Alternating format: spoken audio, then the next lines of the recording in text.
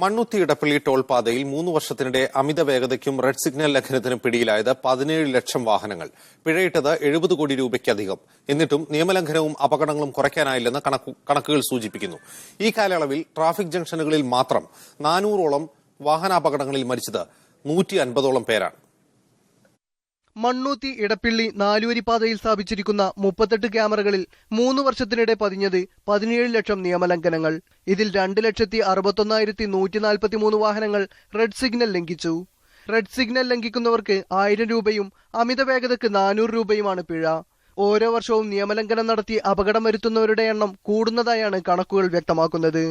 എന്നാൽ ക്യാമറ സ്ഥാപിച്ച സ്ഥലങ്ങൾ കൃത്യമായി അറിയാവുന്ന പതിവ് യാത്രക്കാർ ഇവിടെ എത്തുമ്പോൾ മാത്രം വേഗത കുറച്ച് രക്ഷപ്പെടുന്നതും പതിവാണ്. റോഡ് നിർമ്മാണ സാങ്കേതിക വിദഗ്ധരുടെ മണ്ടത്തരത്തിന്റെ ഫലമായിട്ടാണ് ഇവിടെ റെഡ് സിഗ്നൽ വെച്ചിട്ടുള്ളത്. ഈ 70 കോടി കൊണ്ട് സർക്കാർ അടിയന്തരമായി ഒരു അടിപ്പാതകൾ നിർമ്മിച്ചു കൊടുക്കുകയാണ് വേണ്ടത്. 4 വർഷത്തിനിടെ ട്രാഫിക് ജംഗ്ഷനുകളിൽ മാത്രം 400ഓളം വാഹനാപകടങ്ങളിൽ 150 പേർ മരിച്ചു. 80 പേർ ഗുരുതര പരിക്കുകളോടെ കിടപ്പിലായി.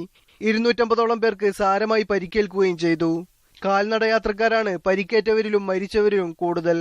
മീഡിയ 1 തൃശൂർ.